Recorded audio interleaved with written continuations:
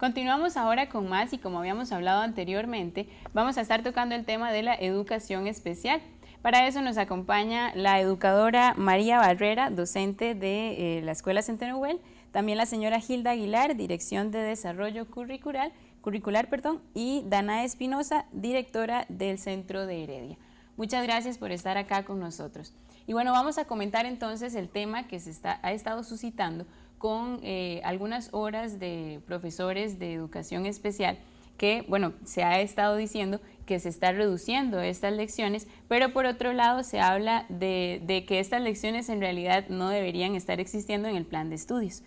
Bien, vamos a comentar entonces el tema y primero empezaríamos con la señora María Barrera a hablar sobre en la docencia, ¿verdad? ¿Cómo se está viendo esta situación? Porque se plantea una reducción de horas, pero que en realidad, ¿verdad? De pronto se habla de un plan de estudios que viene ya hace 12 años. Entonces, ¿cómo se está viendo de verdad esta problemática dentro de la docencia? Bueno, ahorita la situación que nosotros visualizamos es que la población tiene necesidades muy específicas. Por ejemplo, hay niños con retraso cognitivo, pero tienen otras condiciones de salud o sociales asociadas, y esto nos demanda a nosotros una atención mucho más individualizada. Por eso era que habíamos decidido dividir los grupos para poder brindar de la mejor forma esa atención.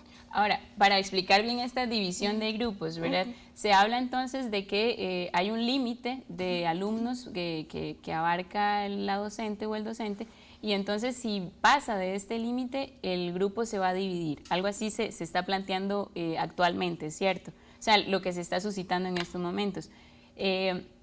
Ahora el MEP viene a poner en práctica el plan de estudios que se venía ya de hace 12 años, que plantea entonces hacer de este cupo un poco más grande de lo que se está viviendo ahorita, pero en realidad reducir lo que ya vendría a los 12 o los 7 estudiantes que se venían planteando. Más o menos si podríamos entonces explicar desde el punto de vista del ministerio. Bueno, tal vez lo importante es aclarar qué es un plan de estudios. El plan de estudios es lo que el Consejo Superior de Educación define como el número de lecciones que un estudiante tiene derecho a recibir. En el caso hay planes de estudio en educación especial diferentes, hay para centros de educación especial, que además dentro de ese propio plan de estudios está definido por tipo de discapacidad.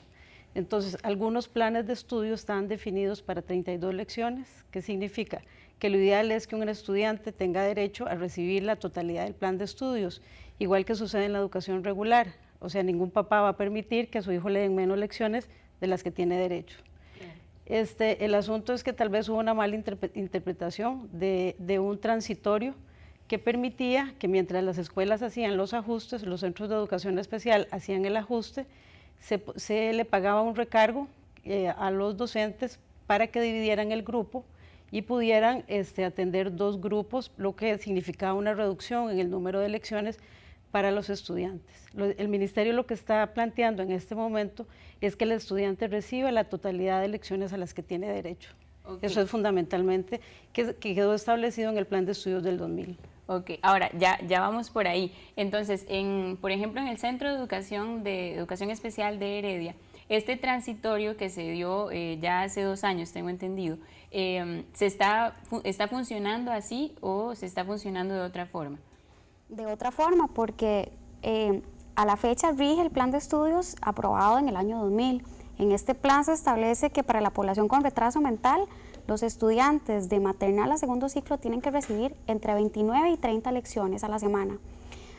Al dividir anteriormente, y digo, ¿verdad? No solo nosotros, sino en muchos otros centros, años anteriores, al grupo en 2, significa que el estudiante recibía menos de 20 lecciones a la semana.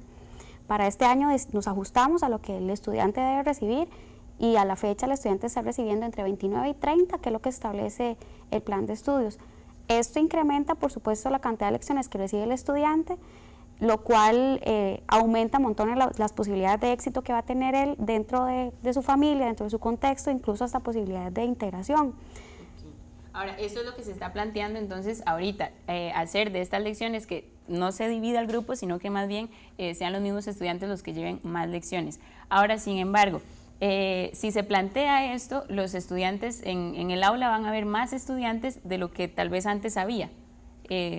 Tal vez doña Gilda me podría contestar. Bueno, es que ya de todas maneras los rangos de matrícula de educación especial, por ejemplo, en algunos casos son de 6 a 10 estudiantes.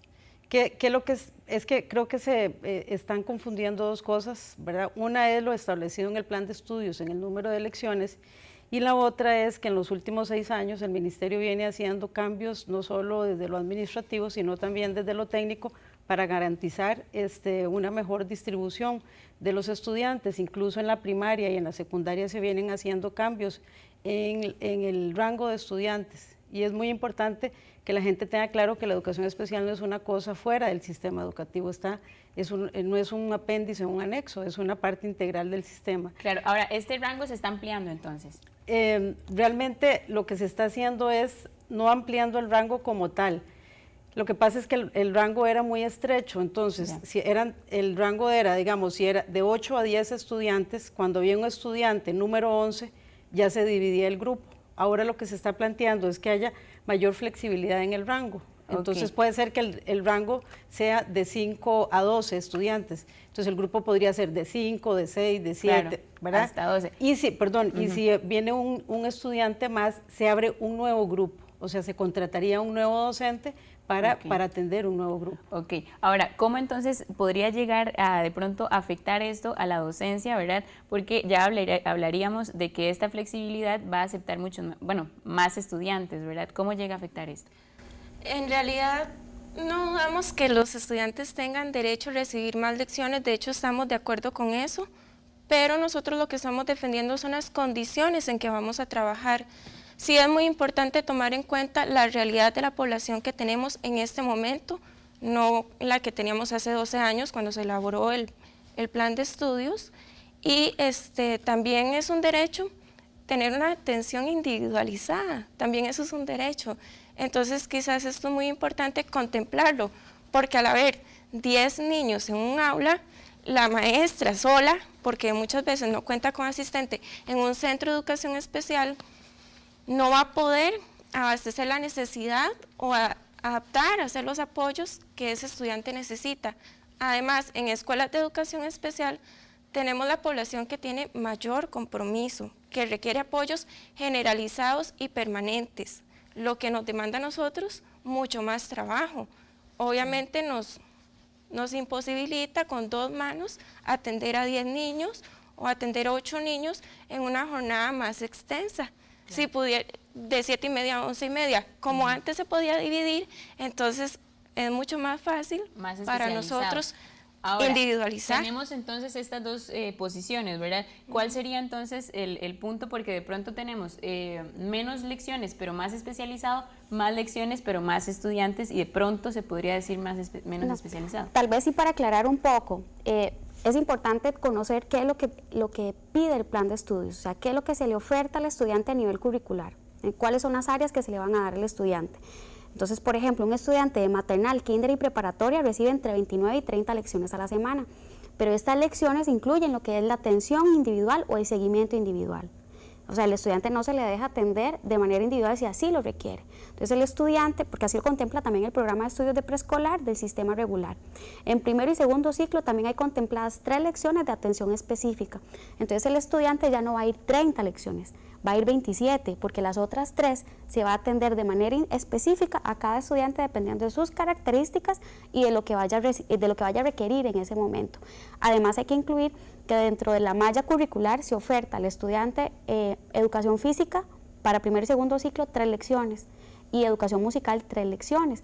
Entonces, en realidad, si lo vemos ya desde la práctica, porque yo lo hablo desde la práctica porque en la escuela lo trabajamos así, en realidad la jornada no se hace tan cansada ni tan extensa porque el estudiante tiene lecciones de atención directa, recibe educación musical, educación física, sale a las 10:50 porque de 10:50 a 11:30 recibe atención específica, 1 o 2 estudiantes, dependiendo de la forma en que se puedan agrupar, y eso ya es una decisión meramente técnica y de la docente. Ok, ahora entonces, doña Gilda, ¿qué viene ahora? Tal vez voy a aclarar otra cosa que es importante.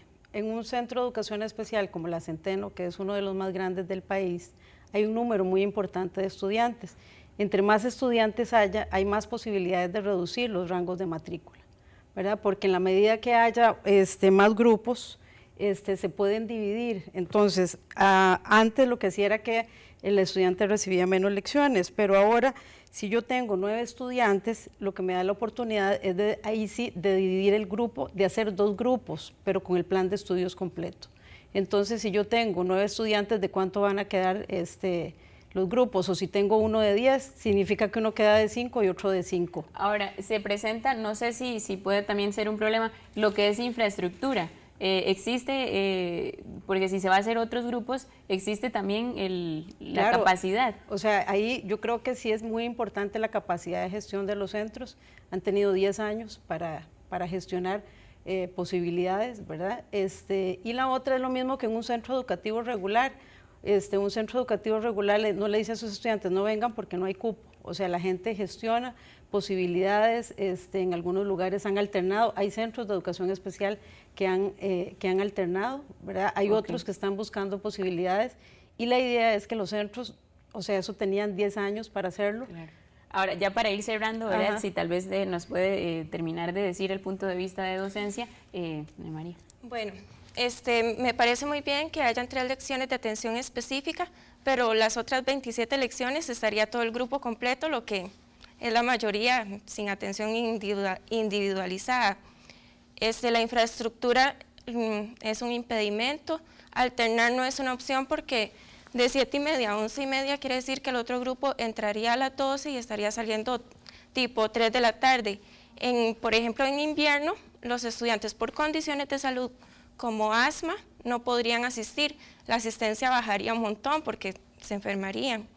Y las lecciones de coordinación también son importantes porque, como ustedes saben, nosotros los maestros somos los que hacemos las adaptaciones al currículo y para eso es necesario también coordinar, y la coordinación con padres y trabajo en equipo con terapeuta ocupacional, con terapeuta físico, con la trabajadora social, con la psicóloga. Claro, ahora bien, ya para ir cerrando entonces, si tal vez doña Gilda nos dice ahora qué es lo que viene en el futuro, ¿cómo va a proceder esto? Bueno, una es que el plan de estudios de educación especial es el único que tiene lecciones de coordinación, que es la oportunidad que los docentes tienen para coordinar con otros profesionales. Hay centros de educación especial que ya vienen alternando hace muchos años, y eso no ha sido un impedimento para dar una respuesta educativa. Hay muchos mitos en la educación especial con respecto a la población, que no puede tener una jornada completa, sin embargo después esperamos que tengan conductas de empleabilidad cuando son personas adultas, y eso hay que irlo preparando desde tempranas edades. Y el otro es que el asunto, creo que el ministro fue claro en su circular, los centros educativos tienen este año para organizarse, para establecer, porque el ministerio tendría que contratar nuevo profesional. Ok, entonces esto va a regir completamente en el 2013.